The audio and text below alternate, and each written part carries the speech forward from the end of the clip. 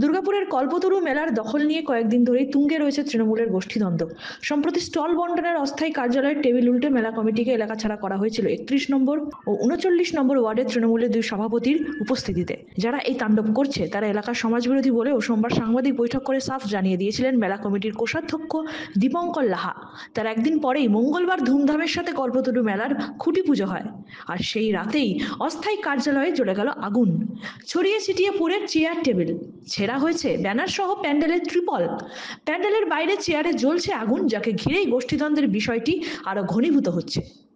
মেলা কমিটির সদস্য কল্লোল ব্যানার্জি বলেছেন, মঙ্গলবার রাতে এলাকা দিয়ে বাড়ি ফিরছিলেন এক প্রৌঢ়। তখনই তিনি দেখেন এই অস্থায়ী কার্যালয়ের চেয়ার টেবিল বাইরে পড়ে আছে, দাউ দাউ করে আগুন জ্বলছে। পুলিশ এসে জল দিয়ে আগুন নেভায়। যারা মেলার দখল নিতে চাইছিল তারা এই ঘটনা ঘটাতে পারে বলে অনুমান। অপরদিকে অভিযোগ ভিত্তিহীন বলে পাল্টা দাবি করলেন 31 নম্বর ওয়ার্ডের তৃণমূলের সহসভাপতি মোহাম্মদ জাভেদ হোসেন আনসারি। তিনি বলেন, আমরা দুর্নীতির অভিযোগ তুলেছিলাম, সেই জন্য আমাদের ফাঁসানোর চক্রান্ত চলছে। কিছু না পেয়ে এখন আমাদের মাতাল বলা হচ্ছে। দুর্নীতি চাপা দেওয়ার জন্য এই ঘটনা ঘটাচ্ছে ওরা। আমাদের পিছনে আর কিছু পাচ্ছে না বলার জন্য, ওই জন্য ওরা মদ মাতাল বলে আমাদেরকে বলা হচ্ছে। আমরা তো লোকাল হিসাবে আমাদের এটাকে মেলাটা আমরা অন্যদেরকে যে দাবি করেছিলাম, আমাদের 3টা ওয়ার্ডটা নিয়ে আমাদের কমিটিটার মধ্যে আমাদেরকে করাও সুস্থভাবে, আমরা 3জনে আমরা ওয়ার্ডটা মিলে মেলাটা করব।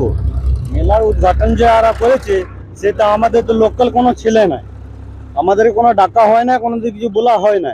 সে বাইরে বাইরে লোক দিয়ে এনে পরে করে মেলাটা করে হয়েছে। আমাদের উপনেতাগুলো আমাদেরকে বারণ করে, ঠিক আছে ওরা করছে করুক, আমাদের যাক না।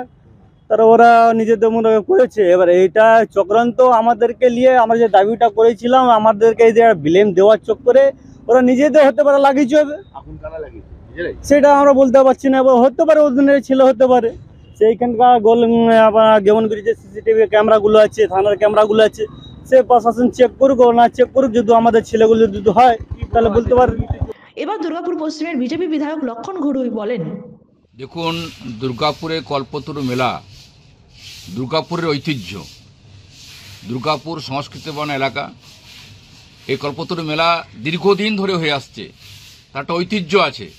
কিন্তু সেই ঐতিহ্যকে জলাঞ্জলি দিয়ে তৃণমূল কংগ্রেসের গোষ্ঠীদ্বন্দ্বের কারণে দুই গোষ্ঠীর লড়াইয়ে টাকা কে তুলবেন, কারা মেলার দায়িত্ব পাবেন, একাধিকবার এই নিয়ে পরে সমস্যা তৈরি হয়েছে। অর্থাৎ মেলা কমিটির হিসাব যারাই চালান হিসাব দেন না, তার ফলে কয়েক বছর ধরে আরও লাগাতারভাবে এই ধরনের আক্রমণ বাড়ছে, মেলা সংস্কৃতি ঐতিহ্য নষ্ট হচ্ছে।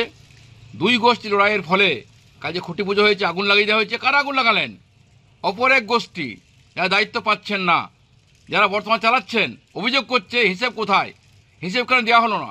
এই যে কোটি কোটি টাকা লুট করা হচ্ছে, তার ফলে এই গণ্ডগোল, দুই গোষ্ঠী লড়াই। আর দুই গোষ্ঠী লড়াইয়ের ফলে মেলা আগুন লাগানো হয়েছে। এর প্রতিবাদ জানাই, ধিক্কার জানাই।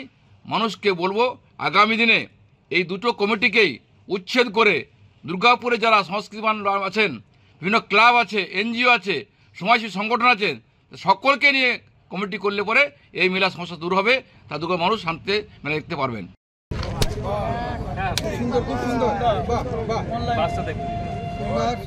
দুর্গাপুর থেকে হরি ঘোষের রিপোর্ট, এনএম নিউজ।